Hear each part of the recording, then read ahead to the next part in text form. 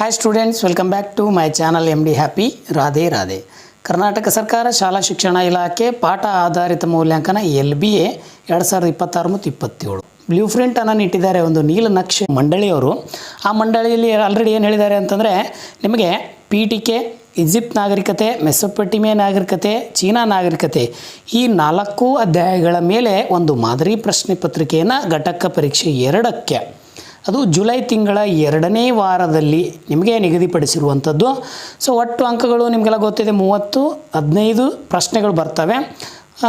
ಇದರ ಅನುಗುಣವಾಗಿ ನಿಮಗೆ ಘಟಕ ಪರೀಕ್ಷೆ 2ನ್ನು ಇಟ್ಕೊಂಡು ಬಂದಿದ್ದೀನಿ. ವಿದ್ಯಾರ್ಥಿಗಳ ಭಾಳಷ್ಟು ಕಾಮೆಂಟ್ಗಳನ್ನು ನೋಡ್ತಾ ಇದ್ದೀನಿ. ಸೊ ಎಲ್ಲ ವಿದ್ಯಾರ್ಥಿಗಳು ನಿಮ್ಮ ಅನಿಸಿಕೆಗಳನ್ನು ತಿಳಿಸ್ತಾ ಇದ್ದೀರಿ. ಸೊ ಎಲ್ಲ ವಿಷಯದ ಘಟಕ ಪರೀಕ್ಷೆಗಳನ್ನು ಕೊಡಲಿಕ್ಕೆ ಸ್ವಲ್ಪ ಸಮಯ ಹಿಡಿತದೆ. ಹಾಗಾಗಿ ದಯವಿಟ್ಟು ನಮ್ಮ ಚಾನಲ್ ಜೊತೆ ಸದಾ ಹೀಗೆ ಇರಿ ಅಂತ ಹೇಳ್ತೀನಿ. ಬರೀ ನಾನು ನೇರವಾಗಿ ಪ್ರಶ್ನೆಗಳ ಕಡೆ ಕರ್ಕೊಂಡು ಹೋಗ್ತೀನಿ. ನಿಮಗೆ ಭಾಗ A ಅಂತ ಹೇಳ್ತೀನಿ. ಇಲ್ಲಿ ಬಹು ಆಯ್ಕೆ ಪ್ರಶ್ನೆಗಳನ್ನು ನೀಡಲಾಗಿದೆ.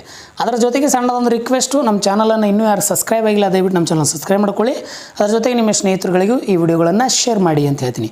ಇಲ್ಲಿ ನಿಮಗೆ ಬಹು ಆಯ್ಕೆ ಪ್ರಶ್ನೆಯಲ್ಲಿ ಮೊದಲನೇ ಒಂದು ಪ್ರಶ್ನೆ ಏನಿದೆ ಅಂತಂದರೆ, ಈಜಿಪ್ಟ್ ನಾಗರಿಕತೆ ಬೆಳವಣಿಗೆ ಯಾದ ನದಿ ತೀರ ಅಂಥೇಳಿ ಒಂದು ಪ್ರಶ್ನೆಯನ್ನು ಕೇಳಿದ್ದಾರೆ. ಯಾವ ನದಿ ಅಂದರೆ ಅದು ನೈಲ್ ನದಿ ಅಂತ ಹೇಳ್ತೀವಿ. ಸರಿಯಾದ ಉತ್ತರ. ನಾಗರಿಕ ತೊಟ್ಟಿಲು ಮತ್ತು ಸಮಾಧಿ ಎಂದು ಕರೆಯಲ್ಪಡುವ ನಾಗರಿಕತೆ ಯಾವುದು ಅಂತಂದರೆ ಅದು ಮೆಸೊಪೊಟೇಮಿಯಾ ನಾಗರಿಕತೆ ಅಂತ ಹೇಳ್ತೀನಿ. ಇದು ಸರಿಯಾದ ಉತ್ತರ. ಈ 2 ಪ್ರಶ್ನೆಗಳು ನಿಮಗೆ ಬಹು ಆಯ್ಕೆಯಲ್ಲಿ ಕೊಡ್ತಾರೆ. ಇನ್ನು ಬಿಟ್ಟ ಸ್ಥಳದಲ್ಲಿ ಕೊಟ್ಟಿರುವಂಥ ಉತ್ತರ ಸೂಕ್ತವಾಗಿ ಬರ್ರಿ ಅಂತ 2 ಉತ್ತರಗಳನ್ನು ಇಲ್ಲಿ ಕೊಟ್ಟಿದ್ದಾರೆ. ಈಜಿಪ್ತಿಯನ್ನರ ಲಿಪಿ ಯಾವುದು ಅಂತಂದರೆ ಅದು ಹೈರೋಗ್ಲಿಪಿ. ಯಾವುದು ರೀ? ಹೈರೋಗ್ಲಿಪಿಕ್ಸ್ ಅಂತ ಹೇಳ್ತೀವಿ. ಇನ್ನು ನೆಕ್ಸ್ಟು ಹಾನ್ ವಂಶದ ಪ್ರಸಿದ್ಧ ದೊರೆ ಅಂತಂದರೆ ಅದು ಊಟಿ ಅಂತ ಕರೀತಾರೆ, ಅಥವಾ UT ಅಂತಲೂ ಬರುತ್ತೆ. ಸೊ ಈ 2 ಪ್ರಶ್ನೆಗಳಿಗೆ ಇಲ್ಲಿ ಉತ್ತರ ಆಯಿತು. ಇನ್ನು ನೇರವಾಗಿ ಬಿಟ್ಟ ಸ್ಥಳ ಕಡೆ ಹೋಗ್ತೀನಿ. ಹೊಂದಿಸಿ ಬರೆ ಕರೆ ಬರೋಣ. ಇಲ್ಲಿ 2 ಪ್ರಶ್ನೆಗಳನ್ನು ಕೊಡ್ತಾರೆ.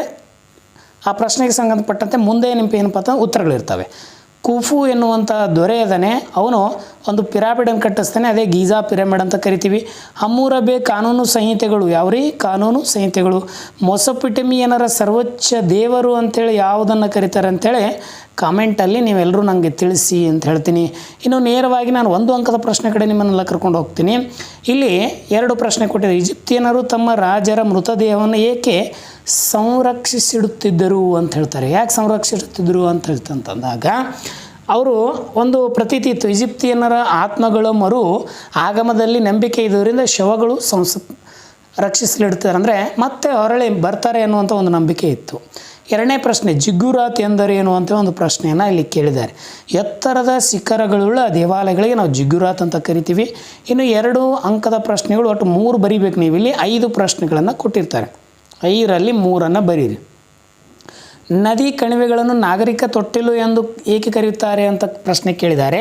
ನದಿ ಕಣಿವೆಗಳ ವಿಶಾಲ ಸಮತಟ್ಟಾದ ಬಯಲುಗಳು, ಫಲವತ್ತಾದ ಮಣ್ಣಾಗಿರ್ಬೋದು, ನೀರಾವರಿ ಆಗಿರ್ಬೋದು, ಕುಡಿಯಲು ಸಾಕಷ್ಟು ಪ್ರಮಾಣದ ನೀರು ಮತ್ತು ಬೆಚ್ಚಗಿನ ಹವಾಗುಣ ಇರುವುದರಿಂದ ಅಲ್ಲಿ ಸಾಮಾನ್ಯವಾಗಿ ಈ ನಾಗರಿಕತೆಗಳು ಬೆಳೆದು ಬಂದಿರುವಂಥದ್ದು. ಅದಕ್ಕಾಗಿ ನಾಗರಿಕತೆಗಳ ತೊಟ್ಟಿಲು ಅಂಥೇಳಿ ನದಿ ಕಣಿವೆಗಳನ್ನು ಕರೀತಾರೆ.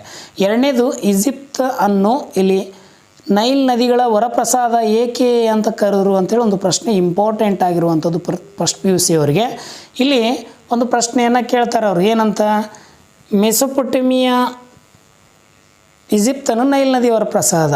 ಉತ್ತರಾಭಿಮುಖವಾಗಿ ಹರಿಯುವ ನೈಲ್ ನದಿಯು ತನ್ನ ಇಕ್ಕಲೆಗಳಲ್ಲಿ 15-20 ಕಿಲೋಮೀಟರ್ ಅತ್ಯಂತ ಫಲವತ್ತಾದ ಬಯಲನ್ನು ನಿರ್ಮಿಸಿರುವುದರಿಂದ ನೈಲ್ ನದಿಯಿಂದ ಅಲ್ಲಿನ ಜನತೆಗೆ ಸಾಕಷ್ಟು ಆಹಾರ, ಸಾಕು ಪ್ರಾಣಿಗಳು, ಮೇವು, ನಿರಂತರ ಸರಬರಾಜು ಇವೆಲ್ಲವೂ ಏನಪ್ಪ ಅಂತಂದರೆ ಅಲ್ಲಿ ಅವರಿಗೆ ಸಿಗೋದ್ರಿಂದ ಮಾನವನಿಗೆ ಆಹಾರ ಭದ್ರತೆ ಸಹ ಭಾಳಷ್ಟು ಅಲ್ಲಿ ಸಿಗೋದ್ರಿಂದ ಅದು ಒಂದು ವರಪ್ರಸಾದ ಅಂತ ಕೇಳ್ತಾರೆ.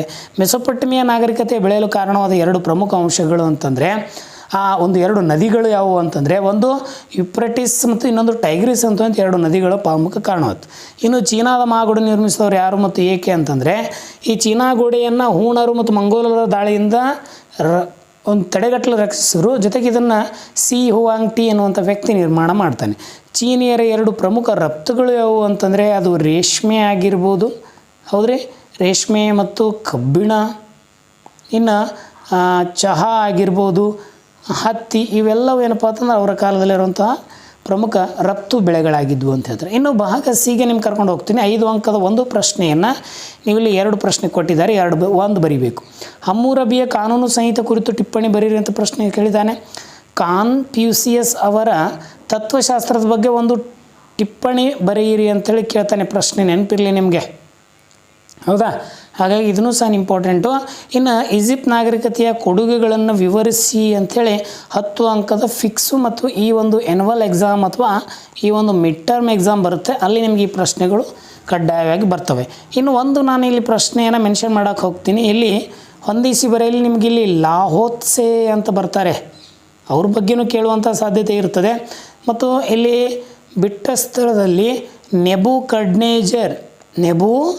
ಕಡ್ನೇಜರ್ ಅನ್ನುವಂಥ ವ್ಯಕ್ತಿ ಬಗ್ಗೆನೂ ಇಲ್ಲಿ ಕೇಳುವಂಥ ಸಾಧ್ಯತೆ ಇರೋದ್ರಿಂದ ದಯವಿಟ್ಟು ಈ ಪ್ರಶ್ನೆ ಪತ್ರಿಕೆಗಳನ್ನ ಪ್ರಿಪೇರ್ ಮಾಡಿಕೊಂಡು ನಿಮ್ಮ ಒಂದು ಎನ್ಯುವಲ್ ತಯಾರಿ ಮತ್ತು ನಿಮ್ಮ ಘಟಕ ಪರೀಕ್ಷೆ ಎರಡನ್ನು ಬರೀರಿ ಅಂತ ಹೇಳ್ತಾ ಈ ವಿಡಿಯೋನ ಇಲ್ಲೇ ಕೊನೆಗೊಳಿಸ್ತೀನಿ.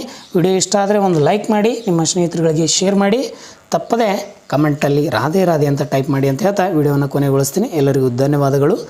ರಾಧೆ ರಾಧೇಯ.